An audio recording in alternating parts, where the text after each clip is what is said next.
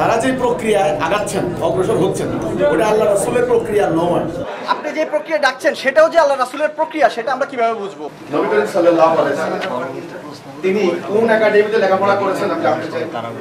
আপনি তো নবী না, বা নবীর কাছাকাছি কেউ না। আপনি আবার আরেকটা ছোট সংগঠন নিয়ে যদি আবার এভাবেই করেন, তাহলে কি ইসলাম কি দলবদ্ধভাবে আলাদা আলাদা হয়ে যাচ্ছে না? এটা কি ইসলামের মানে যে 72 ফিরকা 73 ফিরকা যে এগুলোর অংশ হয়ে যাচ্ছে না বিষয়টা? আমি যেভাবে কোরআনটাকে বুঝেছি সেটা যৌক্তিক মনে হলো, এবং কি হচ্ছে আমি মনে করতেছি যে এটা সবার কাছে প্রচার করা দরকার। সেজন্য কি আমার একটা আলাদা দল খুলে ফেলা সেটা কি যৌক্তিক হবে না? আপনাকে আগে কোরআন পড়তে বলছে কে? আপনাকে আগে ঈমান আনতে বলা হয়েছে। আমি ঈমান আনলাম আগে ঈমান আনেন। হ্যাঁ, আমি ঈমান আনলাম। ঈমান আনেন লা ইলাহা, হ্যাঁ, লা ইলাহা ইল্লাল্লাহ। আল্লাহর হুকুম বিধান ছাড়া কারো হুকুম বিধান মানি না, মানবেন না। ওকে, এবার আপনার যিনি ইমাম হবেন তিনি আপনাকে নির্দেশ দিবেন, তিনি আপনাকে আপনার মন মতো মানলে হবে না। এখন আমি তো কোরআন থেকে আমি এটা ঈমানটা গ্রহণ করলাম। আমি কোরআন থেকে তো শুনেন, আগে তো আমি আপনার থেকে গ্রহণ করব না, আমি কোরআন থেকে গ্রহণ করলাম ইমামটা। হ্যাঁ, এখন আমার থেকে আপনি এখন আমি কি আরেকটা দল খুলে ফেলবো যে আমি এভাবে করে কি? তাহলে তো দল খুলতে বলা হয়নি। হ্যাঁ, আপনাকে অবশ্যই আপনাকে তাওহীদের উপরে ঐক্যবদ্ধ থাকতে হবে। তাওহীদের উপরে আপনাকে ঐক্যবদ্ধ থাকতেই হবে।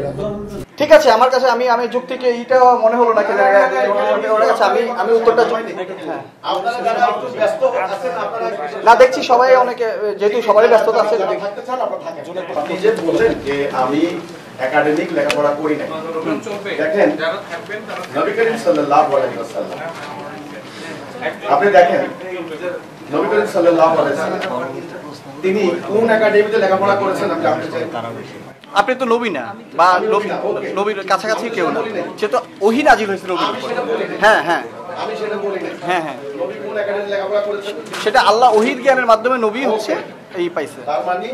তার মানে একজনকে আল্লাহ রাব্বুল আলামিন ওহীর মাধ্যমে জ্ঞান দিয়েছেন, হেদায়েত দিয়েছেন। এবার আসুন, যেই মানুষগুলি আপনি সিরিয়াল প্রথম থেকে বোঝার চেষ্টা করেন, পিছন থেকে বুঝলে বুঝবেন না। হ্যাঁ হ্যাঁ, যেই মানুষগুলি ওনার উপরে ঈমান এনেছে, ওনার কথার আনুগত্য করবে বলেছে, সেই মানুষগুলি কি বলেছে যে আপনি আল্লাহ রাসূল, আমরা আপনাকে অনুসরণ করব, আপনি হুকুম করেন। তখন তিনি একে একে আল্লাহর বিধান মোতাবেক হুকুম দিয়েছেন।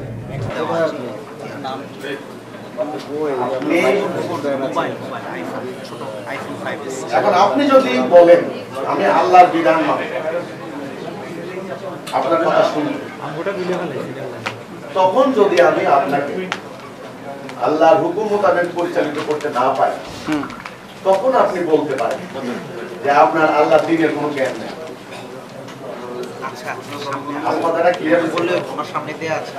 আপনি প্রথমে স্বীকার করতে হবে যে আল্লাহর হুকুম মানবেন।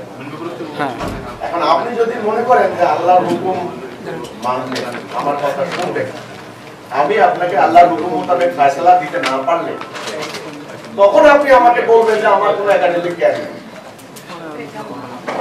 এখন আপনি আল্লাহর হুকুম মানবেন কিনা? এখন তো আমি দেখলাম আপনারা আল্লাহর হুকুম মানতে চাচ্ছেন না, আপনারা চাচ্ছেন বর্তমানে শরীয়তের মাসলা মাসাইলের বিধিবিধান, আপনারা আল্লাহর হুকুম মানবেন না।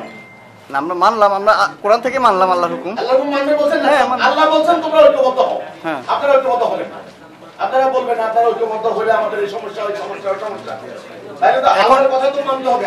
ইসলাম সম্পর্কে যারা বিশদ পড়াশোনা করেছে, তারা বড় বড় সংগঠন নিয়ে তারা হচ্ছে, বা বড় পরিসরে তারা একটা সংগঠনকে যখন করলো, তখন আপনি আবার আরেকটা ছোট সংগঠন নিয়ে যদি আবার এভাবেই করেন, তাহলে কি ইসলাম কি দলবদ্ধভাবে আলাদা আলাদা হয়ে যাচ্ছে না? এটা কি ইসলামের মানে যে 72 ফিরকা 73 ফিরকা যে এগুলোর অংশ হয়ে যাচ্ছে না বিষয়টা?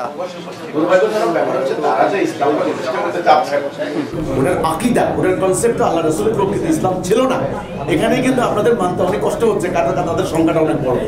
এক নাম্বার। দুই নাম্বার হচ্ছে তারা যে প্রক্রিয়ায় আগাচ্ছেন, অগ্রসর হচ্ছেন, ওটা আল্লাহ রাসূলের প্রক্রিয়া নয়। ওই প্রক্রিয়াতে দিন প্রতিষ্ঠা হবে না, কোনোদিন হবে না। এই প্রক্রিয়াটা খুব ইম্পর্টেন্ট ব্যাপার। তরিকা কোন প্রসেসে আপনি যেমন ধরেন প্রত্যেকটা জিনিস, আপনি যে প্রক্রিয়া ডাকছেন সেটাও যে আল্লাহ রাসূলের প্রক্রিয়া, সেটা আমরা কিভাবে বুঝবো? কারণ হচ্ছে আপনি তো আল্লাহ রাসূলের তরিকা অনুযায়ী আপনি দাড়িও ছোট রাখছেন, যেটা হচ্ছে অনেকে বলছে যে আল্লাহ রাসূলের তরিকা হচ্ছে দাড়ি বড় রাখা, সুন্নতটাকে করা। হ্যাঁ, আমাদের যে কর্মসূচিটা আমি বললাম, হ্যাঁ, 5 দফা কর্মসূচি, এখানে আল্লাহ রাসূল কি বলছেন খুব খেয়াল করেন। এখানে আল্লাহ রাসূল বলছেন যে আল্লাহ আমাকে 5টি কাজের আদেশ দিয়েছেন, আমি তোমাদেরকে দিয়েছি। তোমরা 1 নম্বরে ঐক্যবদ্ধ হবে, 2 নম্বরে ওই যে কর্মসূচি। এখান থেকে আধাত সরে গেলে, খেয়াল করেন, আধাত সরে গেলে ইসলামের রশি খুলে যাবে। কোনো লোক নামাজ পড়লেও, রোজা রাখলেও, নিজেদেরকে মুসলমান বলে দাবি করলেও জাহান্নামে জ্বালানি পাবে। কথা খেয়াল করেন। তাহলে নামাজ পড়লেও, রোজা রাখলেও জাহান্নামে জ্বালানি পাথর, আধাত সরে গেল। সেখান থেকে আমরা সরে গেলাম সবাই।